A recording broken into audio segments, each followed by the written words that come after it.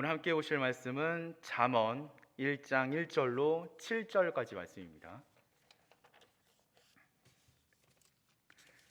잠언 1장 1절로 7절까지 제가 가지고 있는 성경책은 911페이지에 있습니다.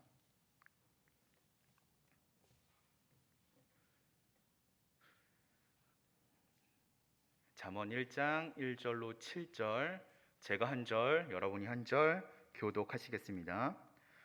다윗의 아들 이스라엘 왕 솔로몬의 잠언이라.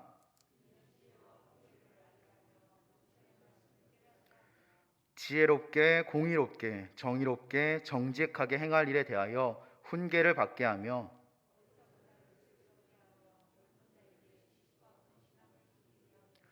지혜 있는 자는 듣고 학식이 더할 것이요 명철한 자는 지략을 얻을 것이라. 함께 보시겠습니다. 여호와를 경외하는 것이 지식의 근본이거늘 미련한 자는 지혜와 훈계를 멸시하느니라. 아멘. 네, 오늘도 수요 예배를 찾으신 성도님들 주님의 이름으로 환영하고 축복합니다. 오늘은 어린이날입니다. 공휴일이죠. 사랑하는 자녀들 또 손주 손녀들과 즐거운 시간들을 보내셨는지 모르겠습니다. 저도 어느새 이제 어린이날을 챙겨야 되는 입장이 되었죠. 그럼에도 불구하고 이 어린이날이라는 단어가 주는 이 설레임이 있는 것 같더라고요. 그래서 저도 오늘 아침부터 굉장히 기분 좋은 하루를 보냈습니다. 그런데 이 기분 좋은 마음에 더하기 부담이 있는 하루였습니다. 왜냐하면 무슨 선물을 해줘야 아이가 기뻐할까라는 고민이 생겼기 때문입니다. 물론 다들 아시다시피 저희 아이는 아직 2돌도 안 됐습니다. 그래서 선물이라는 개념을 모릅니다. 뭘 줘도 좋아하고 뭐 싫어하고 이런 개념이 없음에도 불구하고 이 부모의 마음이 참 그렇지 않은 것 같더라고요. 그래서 뭔가를 해주고 싶고 그런 걸 통해서 또 아이가 기뻐했으면 좋겠다라는 마음이 제 마음속에 있음을 느꼈습니다. 무엇을 주면 좋아할까? 무엇을 주면 기뻐할까? 하루 종일 좀 고민을 하다가 지금 제가 아이에게 줄 수 있는 가장 좋은 선물, 그리고 가장 큰 선물은 기도밖에 없더라고요. 그래서 기도해주기 위해서 오늘 이 자리에 나왔습니다. 우리 사랑하는 성도 여러분들도 오늘 자녀들을 위해서 함께 기도하는 예배의 시간이 되기를 소망합니다. 제가 요즘에 저희 아이를 품고 기도를 하게 되면요, 다른 기도보다 이 지혜를 구하는 기도를 참 많이 하게 되는 것 같습니다. 모든 성도님들도 마찬가지로 느끼고 계시겠지만 요즘은 우리 어른들에게도 힘들고 어려운 시대이지 않습니까? 그러다 보니까 우리의 자녀들이 하나님의 자녀로서 또 하나님의 자녀의 역할을 감당하기 위해서는 지혜가 참 많이 필요한 것 같습니다. 그래서 저도 모르게 자꾸만 지혜를 구하는 기도를 하게 되는데요. 우리가 구해야 되는 지혜, 우리에게도 필요한 이 지혜가 무엇일까요? 우리는 어떤 지혜를 구해야 할까요? 마침 우리는 이 지혜의 책이라는 잠언을 통해서 말씀을 묵상을 하고 있습니다. 그리고 오늘 우리가 함께 읽은 이 잠언 1장 2절로 4절까지의 말씀은요, 이렇게 이야기합니다. 이는 지혜와 훈계를 알게 하며 명철의 말씀을 깨닫게 하며 지혜롭게 공의롭게 정의롭게 정직하게 행할 일에 대하여 훈계를 받게 하며 어리석은 자를 슬기롭게 하며 젊은 자에게 지식과 근신함을 주기 위한 것이다. 잠언을 쓴 목적입니다. 솔로몬의 잠언, 이 성경의 말씀, 이 목적이 바로 지혜를 알고 깨닫게 하기 위함이다라고 정확하게 명시하고 있는 것이죠. 거기에 덧붙여서 이 지혜대로 행할 일에 대해서 훈계를 받고 또 지혜롭게 행할 수 있도록 도와주려고 하는 것, 이게 바로 이 잠언의 말씀의 목적이라는 거죠. 사실 이것은요, 성경 전체의 목적이기도 합니다. 성경 말씀이 우리에게 주고 있는 말씀의 의미, 목적이 바로 이런 것이기도 하죠. 디모데후서 3장 15절로 17절까지 말씀인데요. 또 어려서부터 성경을 알았나니 성경은 능히 너로 하여금 그리스도 예수 안에 있는 믿음으로 말미암아 구원에 이르는 지혜가 있게 하느니라. 구원의 지혜를 우리에게 알게 하고요, 모든 성경은 하나님의 감동으로 된 것으로 교훈과 책망을 바르게 함과 의로 교육하기에 유익하니 우리가 교육을 받아서 이는 하나님의 사람으로 온전하게 하며 모든 선한 일을 행할 능력을 갖추게 하려 함이라. 지혜대로 행할 수 있도록 도와주는 것, 이것이 바로 이 말씀의 목적이라는 것입니다. 이처럼 우리가 올바른 신앙생활을 하기 위해서는요, 먼저 지혜를 알고 교육을 받아서 그 지혜대로 행할 수 있어야 된다는 거죠. 오늘 함께 나누는 이 말씀을 통하여서 참된 지혜를 소유하고 지혜대로 행할 수 있는 저와 여러분 되시기를 소망합니다. 지혜, 이 지혜는 히브리어로 호크마라고 합니다. 이 호크마라는 단어가 가지고 있는 의미는 삶에 필요한 기술 혹은 전략이라는 뜻입니다. 이 사람은 누구나 삶에 필요한 기술을 본능적으로 알고 있습니다. 그리고 이러한 기술을 가지고 태어납니다. 제가 저희 아이를 보면서 참 많이 느끼는 건데요. 아기들도요, 누가 가르쳐 주지 않아도 먹고 싸고 자는 방법을 잘 압니다. 그리고 그걸 잘합니다. 심지어는 그것에서 더불어 예쁨 받는 방법을 압니다. 그리고 자신을 좋아하는 사람이 누구인지를 정확하게 압니다. 그래서 여러 사람이 있다 할지라도 자기를 제일 좋아하는 사람에게 가서 그 사람 무릎에 앉고 그 사람 품에 안기는 게 아이들이죠. 혹여 누군가 맛있는 과자를 들고 있다 하면 그게 자기의 손에 쥐어져서 자기 입에 들어올 때까지 온갖 애교를 다 부립니다. 때로는 투정도 부리고요, 때도 부립니다. 전략과 기술을 사용하는 거죠. 그런데 우리가 이런 아이들의 기술과 전략을 보면서 와, 저 아이의 지혜를 배우고 싶다라고 하지는 않죠. 왜냐하면 그건 본능적인 지혜이기 때문입니다. 성숙한 삶을 누리기 위해서 우리가 구해야 되는, 그리고 우리에게 필요한 지혜는 이러한 본능적인 옛사람의 삶을 넘어서게 만들어주는 것입니다. 각기 다른 상황 가운데에서 우리가 어떻게 행동해야 되는지, 어떻게 말해야 되는지, 혹여 우리 앞에 문제가 있다면 그걸 어떻게 피할 수 있는지, 혹은 문제를 맞닥뜨렸을 때 그걸 어떻게 해결할 수 있는지, 다른 사람들과의 대화 가운데에서 그 말을 어떻게 해석해야 되는지, 어떻게 공감하고 어떻게 반응해야 하는지, 이런 수준 높은 지혜가 사실 우리의 삶에 필요한 거죠. 그런데 재밌는 건요, 잠언의 말씀은 우리가 여기서 멈춰서는 안 된다라고 이야기합니다. 우리에게 진짜 필요한 지혜, 그리고 잠언의 궁극적인 목적은 여기서 한 걸음 더 나아가는 것입니다. 단순히 삶의 지혜를 얻는 것이 아니라 참된 지혜가 어디에서 나오느냐를 알아야 된다는 겁니다. 참된 지혜는 어디에 있습니까? 오늘 말씀은요, 여호와를 경외하는 것에 있다고 말합니다. 다시 말해, 오늘 우리가 함께 읽은 이 말씀은 하나님이 없이는 아무런 지혜도 있을 수 없다라는 것을 깨닫게 해주는데 그 목적이 있는 것입니다. 잠언 2장 6절에서 7절까지의 말씀은 이렇게 말합니다. 대저 여호와는 지혜를 주시며 지식과 명철을 그 입에서 내심이며 그는 정직한 자를 위하여 완전한 지혜를 예비하시며 행실이 온전한 자에게 방패가 되시나니. 우리는 하나님을 경외하며 그 분으로부터 나오는 지혜에 충만할 수 있어야 되는 거죠. 우리가 이 잠언에 앞서 지난달까지 출애굽기의 말씀을 묵상했습니다. 어떤 주석가가 글을 통해서 출애굽의 이야기를 해석하면서 이렇게 이야기했는데요. 하나님께서 이스라엘 백성의 두려움의 대상을 옮기신 이야기이다. 조금 쉽게 말씀드리면 누구를 두려워할 것인가, 누구를 경외할 것인가, 이걸 정하는 이야기가 출애굽의 이야기다라는 거죠. 그런데 하나님은요, 이스라엘 백성에게 네가 한번 정해봐 라고 그냥 놔두신 것이 아닙니다. 직접 보여주셨죠.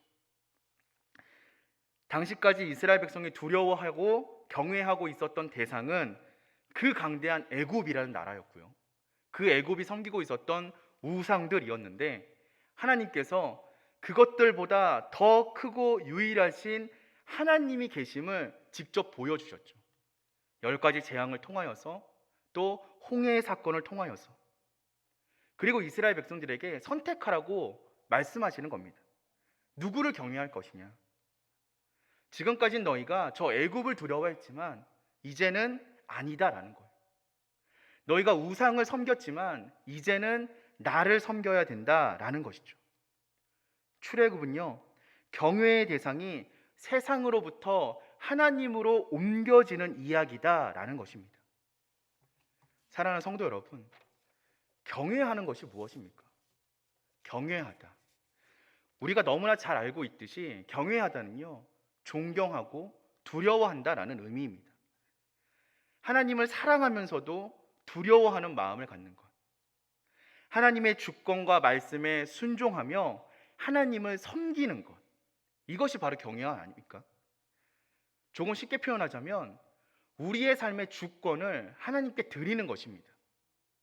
그래서 저는 경외함이 바로 예배라고 생각합니다.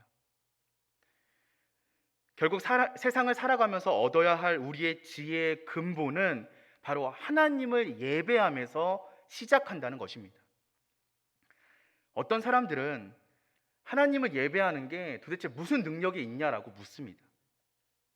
이렇게 모여서 한 자리에 모여서 말씀 듣고 찬양하고 이런 시간이 도대체 무슨 의미가 있냐라고 되묻는 사람들도 있습니다. 그게 진짜 능력이냐? 그게 진짜 지혜냐? 그럴 시간에 세상의 힘을 더 추구하고 세상의 방법을 배우고 세상의 기술을 배우는 게 우리에게 더 유익하지 않느냐라고 묻기도 합니다. 일부 신앙을 가지고 있는 사람들은요, 신앙은 신앙대로 가지고 가고 세상의 방법은 세상의 방법대로 또 나아가야 진짜 성공할 수 있다라고 이야기하기도 합니다. 어떻게 생각하시나요? 저는 이것이 너무나도 어리석은 이야기라고 생각합니다. 우리는 예배함이 진짜 지혜라는 사실을 알고 있습니다. 예배함이야말로 진짜 능력이 되고 있음을 믿고 있습니다. 세상에서 승리할 수 있는 유일한 길, 그것이 어디에 있습니까? 하나님을 경외하는 것, 하나님을 예배하는 것에 있지 않습니까? 우리에게는요, 너무 좋은 증거가 있어요. 우리 바로 옆에 이것이 진짜 능력이고 이것이 진짜 지혜인 증거가 있지 않습니까? 하남고등학교요. 많은 성도님들이 알고 계시다시피 저는 하남고 출신입니다. 제가 벌써 졸업한 지가 한 18년 정도가 지났더라고요. 네, 이렇게 오래됐는지 몰랐는데 제가 학교에 입학할 때만 해도요, 하남고가요, 입학 학생 수 미달인 학교였습니다.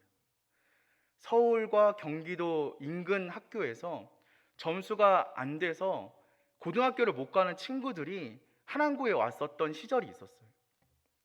그래서 한때는 똥통학교, 깡패학교라는 오명도 가지고 있었던 게 바로 하남고등학교였습니다. 제가 하남고등학교를 다니던 시절에는요, 우열반 제도라는 게 있었습니다. 성적 순으로 잘라서요, 반을 만들었어요.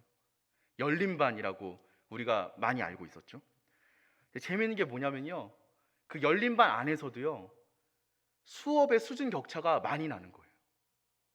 반 1등하고 반 꼴등하고 수업을 알아듣는 내용을 너무 달라요. 그 정도로 학교가 차이가 났거든요.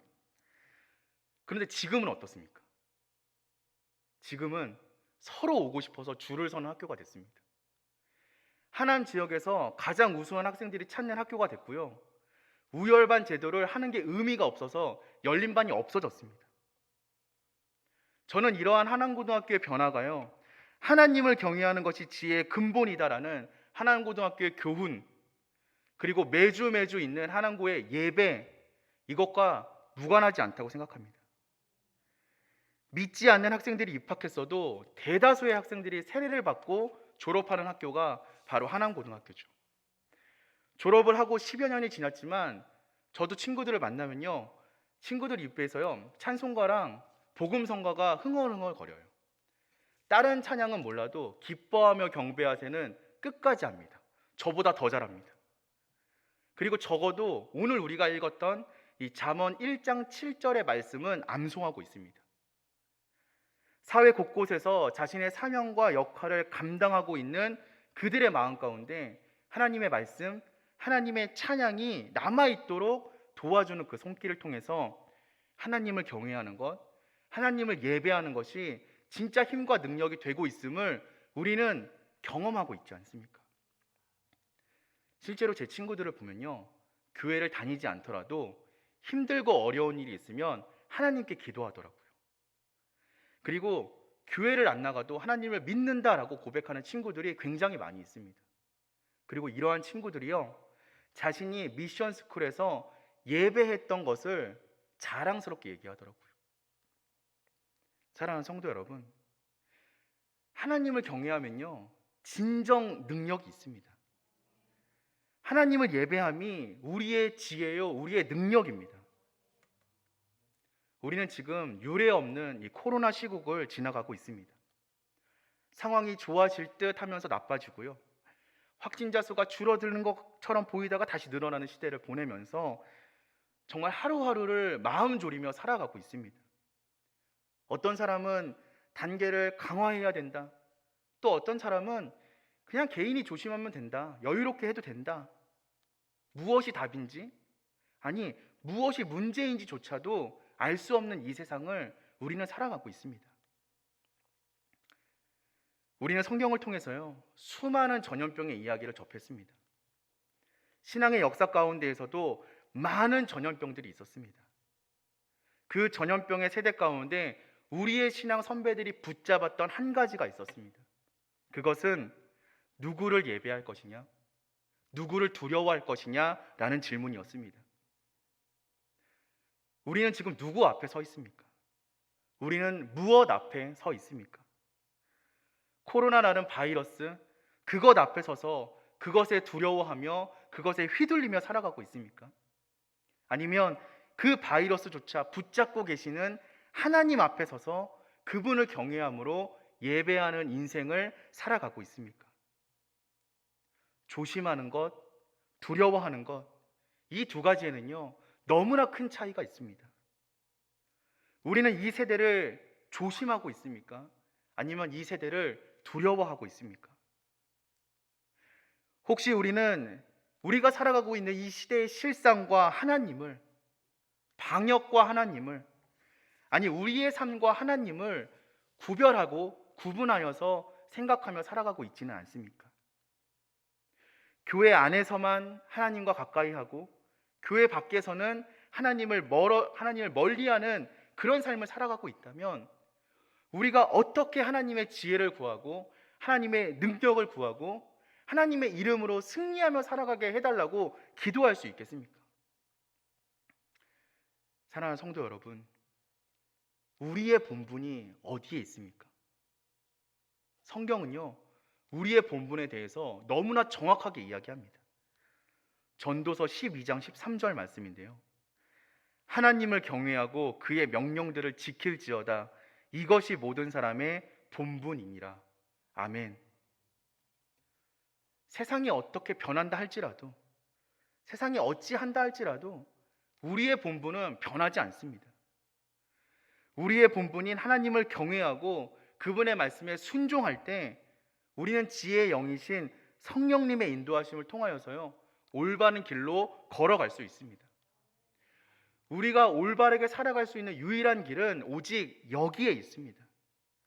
진리이신 주님과 연합하여 그분께 우리의 삶에 뿌리를 내리고 우리의 모든 순간 그분을 경외함으로 예배할 때 우리는 비로소 하나님의 지혜를 누리며 살아갈 수 있는 것입니다. 그리고 그때에 우리의 인생은 하나님으로 변화될 줄 믿습니다. 세상을 바라보는 눈이 변화되기 때문입니다. 세상의 어리석음, 이것과는 전혀 다른 하나님의 시선을 소유함으로써 우리는 하나님의 뜻대로 살아갈 수 있습니다. 우리가 그렇게 살아갈 때 우리의 발걸음과 우리의 인생이 하나님의 기쁨이 될 것이고 우리의 기쁨이 될 줄로 믿습니다. 하나님을 경외하는 것이 지혜의 근본이라고 했습니다. 근본, 히브리어로 레시트라고 하는데요, 이 단어가 가지고 있는 뜻은 시작이라는 뜻이 있습니다. 하나님을 예배하는 것이 지혜요 능력의 시작인 것입니다. 우리의 인생은 하나님을 예배함으로 새롭게 시작할 수 있습니다. 사랑하는 성도 여러분, 오늘 이 기도의 시간을 통하여서 우리의 삶의 새로운 시작을 경험하는 저와 여러분 되시기를 소망합니다. 지금까지는 세상의 지혜를 구하며 살았지만 이제는 참된 지혜의 근본이신 하나님의 능력으로 말미암아 이 세상을 감당하고 승리하며 살아가는 새로운 시작을 경험하는 오늘 하루가 되시기를 주님의 이름으로 축원드립니다. 우리 함께 기도하겠습니다.